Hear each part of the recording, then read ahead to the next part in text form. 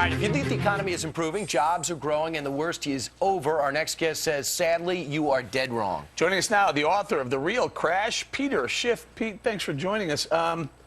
What do you mean? The worst isn't over? We're not turning the corner? Things aren't getting better? Hardly. We've actually made all the problems worse. You know, when I wrote my original book, Crash Proof, How to Profit from the Coming Economic Collapse, in that book, I forecast the bursting of the housing bubble, the ensuing financial crisis, this Great Recession. But what I was really concerned about was not that. I thought the crash was going to come from what the government would do to try to revive the economy. That was the real crash. It's still yet to come, and it is the subject of this new book. So you don't think anything has changed that allowed this crash to happen in the fall of 2008? No, the problems are much worse. We're much more deeply indebted now than we were then. All the problems have been exacerbated. And what we have now is not a legitimate recovery. All we've done is borrow additional money and spent it. And we're counting the spending as economic growth when it's not. The debt is growing much faster than the GDP. And ultimately, we're going to have to pay this money back with interest. And the only thing that's keeping us afloat right now is 0% interest rates. And why are they 0%?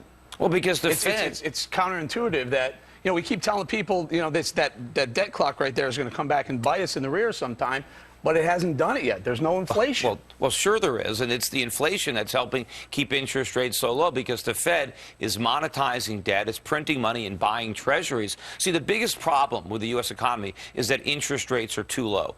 Interest rates are probably the most important price in a free market. They're involved in one side of every transaction. They need to be set by the market. Instead, we're setting interest rates the way the Soviet Union used to set the price of bread. And because they're too low, we borrow too much, we spend too much, we don't save enough, we don't produce enough. You think we have to go bankrupt?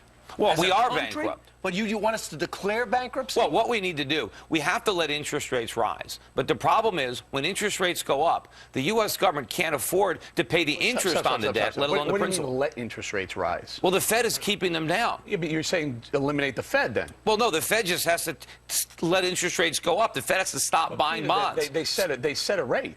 And they set the rate at 0 right now. So right, but that's too low. Let the market set the rate. How can the rate be 0? You just said, on one hand, let the Fed set the rate, but then on the other hand, let the market set it. It's either one or the other. Right. Well, the Fed can still be there and not set rates. It can let the market do it. Or the Fed has to move rates higher because rates are much too low. Nobody can make any money saving. Nobody's saving, so we don't have any legitimate capital to finance investment. We have to borrow it all from abroad. But when we let interest rates go up, the U.S. government can't pay its debts. Many of our major banks are going to fail. You think that $2 billion loss at J.P. Morgan is big. Wait till you see how much J.P. Morgan and Morgan Stanley and Bank of America are going to lose if the Fed lets interest rates go to where they need to go. The name of the book is The Real Crash. Peter Schiff is just getting started. The book just came out, and he predicted everything that's happened before. And I hope you're wrong, but you seem very confident that you're right now. Peter, thanks so much. Sure. Thank you, Peter.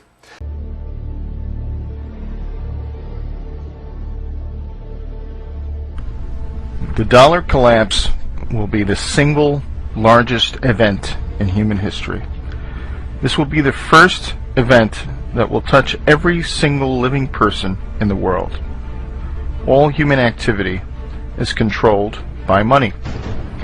Our wealth, our work, our food, our government, even our relationships are affected by money. No money in human history has had as much reach in both breadth and depth as the dollar. It is the de facto world currency. All other currency collapses will pale in comparison to this big one. All other currency crises have been regional, and there have always been other currencies for people to grasp onto. This collapse will be global, and it will bring down not only the dollar, but all other fiat currencies, as they are fundamentally no different. The collapse of currencies will lead to the collapse of all paper assets. The repercussions to this will have incredible results worldwide. The dollar is the world's reserve currency. It supports the global economy in setting foreign trade, most importantly, the petrodollar trade.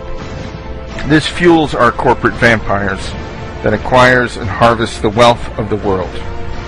The corporate powers suppress real assets like natural resources and labor, to provide themselves massive profits. The fascist statists, collectivist model provides the money into the economy to fund an ever-increasing federal government. That government then grows larger and larger, enriching its minions with jobs to control their fellow citizens. Finally, to come full circle, the government then controls other nations through the military-industrial complex.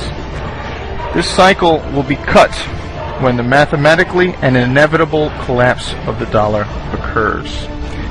In order for our debt-based money to function, we must increase the debt every year in excess of the debt and interest accrued the year before, or we will enter a deflationary death spiral. When debt is created, money is created. When the debt is paid off, money is destroyed. There is never enough to pay off the debt because there would be not $1 in existence. We are at a point where we either default on the debt, willingly or unwillingly, or create more money or debt to keep the cycle moving.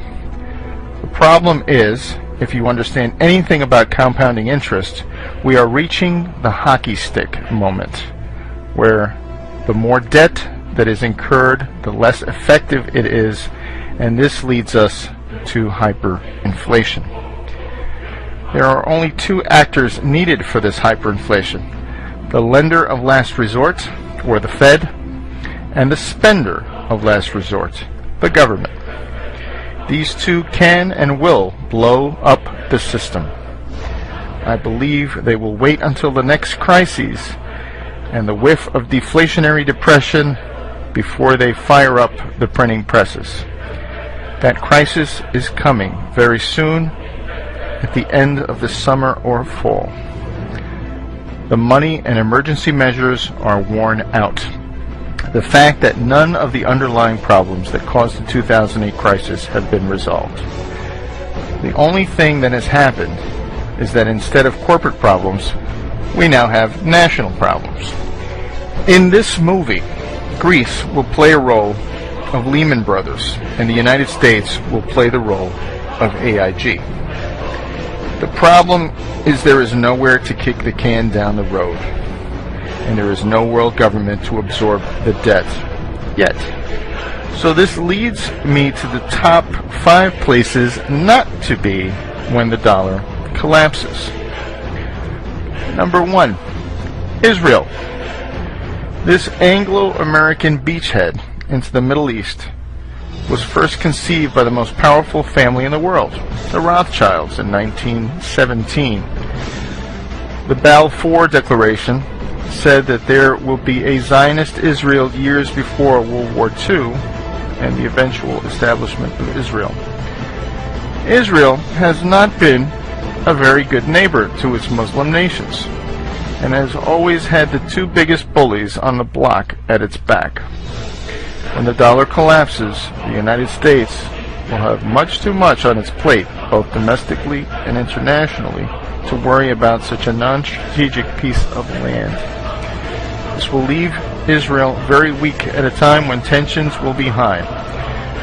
This very thin strip of desert land will not be able to withstand the economic reality of importing its food and fuel, or the political reality of being surrounded by Muslims. Number 2, Southern California. The land of fruits and nuts turns into battlefield Los Angeles. 20 million people packed into an area that has no water, and thus food, is not good, to say the least. Throw on top of the huge wealth disparities and the proximity to a narco state, and this does not bode well. We have seen riots from Rodney King. What will happen when the dollar is destroyed and food and fuel stop coming into this area? People will get desperate and do crazy things, especially when a huge proportion of its citizens are on antidepressants. If food and fuel cannot get in, What about Prozac? At a time when people's worlds are falling apart, they lack the ability to deal with this new paradigm. If people come off these drugs too fast, they will suffer psychotic breaks, and you will have thousands of shootings or suicides. Number 3, England. The land of the Big Brother and former empire of the worldwide slave and drug trade will suffer heavily. The stiff upper lip that the British elite ingrained into the sheeple will not work anymore as the British population explodes. The human character will sacrifice and unite for a foreign enemy, but not if the enemy has always been the elite. The Anglo-American Empire may pull off another false flag to distract its population, but I feel this collapse will happen before they pull it off. This will make all eyes point at the British elite as solely responsible for this catastrophe. We have seen massive riots for soccer matches with hooligans. What will happen when this island with very little food and fuel gets cut off? Number 4, New York City, another large urban area living too high on the dollar hog.